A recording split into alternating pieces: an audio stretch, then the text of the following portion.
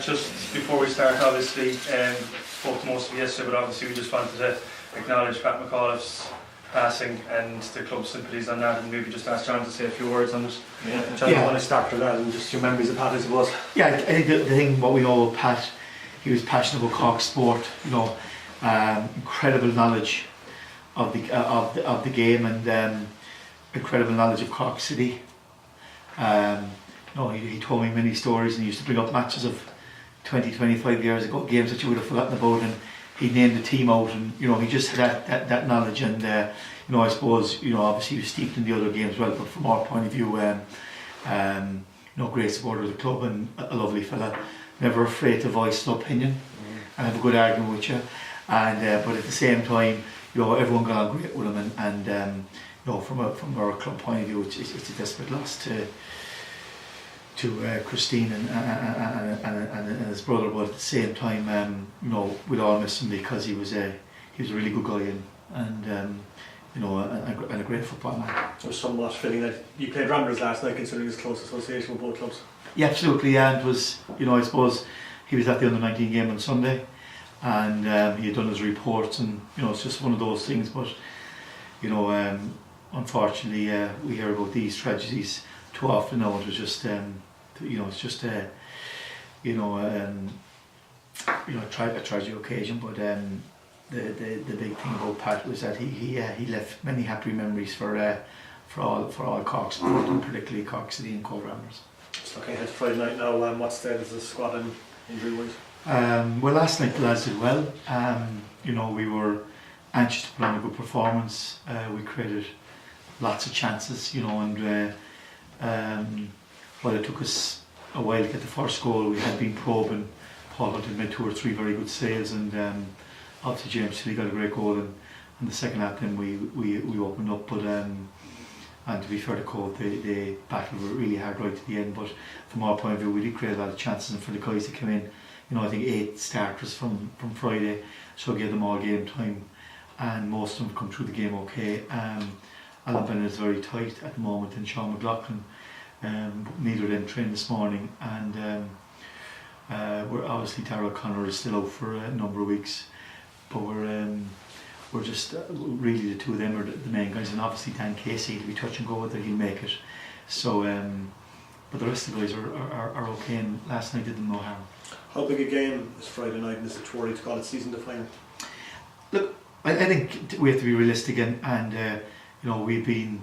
we knew from the start this year that we're going to have to play exceptionally well every week, and sometimes you can have a little bit of inconsistency when you have a new team, but we had done very well for 3 or 4 weeks, but last Friday night we didn't do as well as we hoped. We'd done a lot of work during the week, but we didn't play as well as we can. But then again, you give away a soft goal and you're chasing the match, and it suited Dundalk. Dundalk were better on the night, and we're disappointed because we didn't create, and we've done work on that now.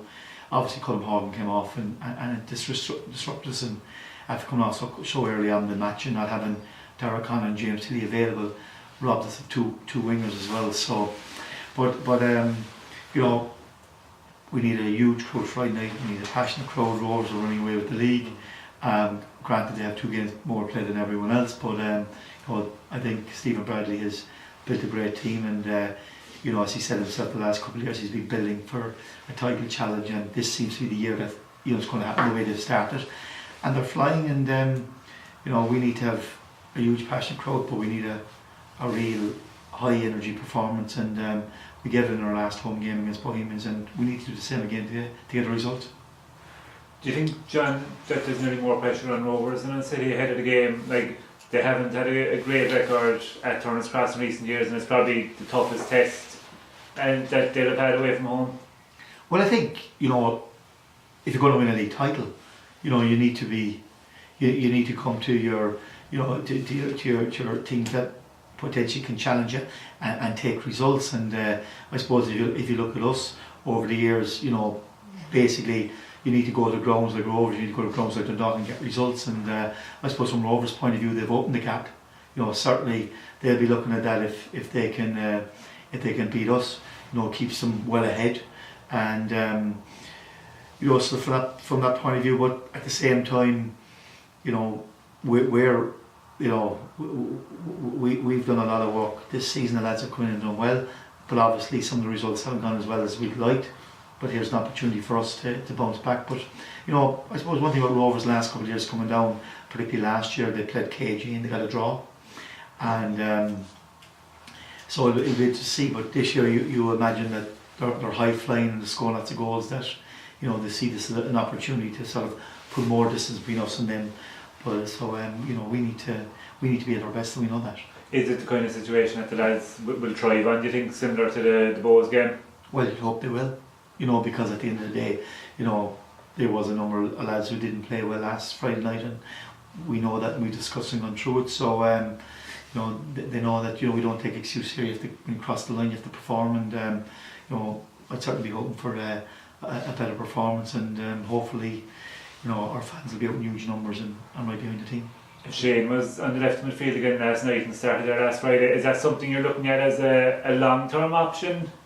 Well, we're looking at it as an option because, you know, we have a number of injuries, and, and unfortunately, Dara, you know, we lost Darren, and then obviously James was out as well. So, you know, we ended up with two guys in those positions. So, looking at Griff, because he's very skillful, very pacey, probably needs to be a bit more adventurous. So we're looking at that, maybe giving us an option further down the line as well. And you know, because during the season you will have injuries and suspensions, and you need more options. And was Dara Rainsford injured last night? Dara Rainsford was sick. Okay. You know, so he was in the team to play, and yes, at lunchtime yesterday he just wasn't feeling well, and hasn't trained this morning. Now he'll be back in for Thursday. Just one of those things, but it was unfortunate for him because after playing against Midland the week before and scoring, he was really anxious to play. So that was just a job. And what's the situation with Matthew Gillum? Yeah, Matthew's back. Okay. Yeah, everyone seems to forget about him, but he's back from coming in tonight. Okay. So he's back in training for the rest of the week, and will he be involved Friday night? I would think probably a bit too soon, because he's been back training with Rochdale about 10 days, and you know, they've said he's fully fit, so we'll have him in on tomorrow and Thursday, and probably be involved from next week on. Okay. John, you're saying Rovers are top, they have opened up a gap. Are they actually in a stronger position, having the points on the board, and were they kind of cute and cagey and playing the game against Finn Harps? Oh, absolutely. They started it in, you know what I mean? Absolutely, and to be fair to Rovers, you know, they ended up playing Finn Harps on a Monday night.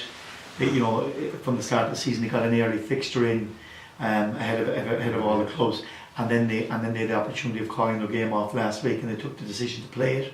And it's always a great decision when you get the 3 points. You know what I mean? And to be fair, they did. So you know, they have points in the bags, and that's all you can ask for. And I suppose you look at over the last 5 years, they haven't started the season as well, and it's cost them, and ultimately they've fallen away. Whereas this is the first time since I've taken charge that they've started the season winning so many games, opening up the lead, and you know, to win the league they'll have to drive on and keep that going. But there's a long way to go, and there's a lot of football to be played, and there's a lot of pressure to come yet. And you know, as we know when we won the league, and you might be close to the line, but teams are playing out of their skin, and there's a lot of pressure on teams, so there's a long way to go. So you know, but for their point of view, you know, the fact they've opened up a gap does help, and certainly points in the bag and games played helps, you know. Just to revert back there to Pat, just for one thing I'd like to ask there. He obviously was the man who introduced you to Mark O'Sullivan. Yes.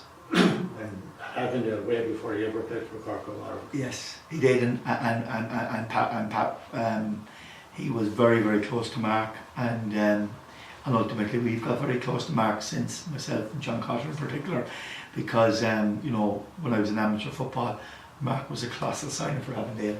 Came in the first year we won Intermediate Cup, he was man of the match, but it was Pat who brought him into.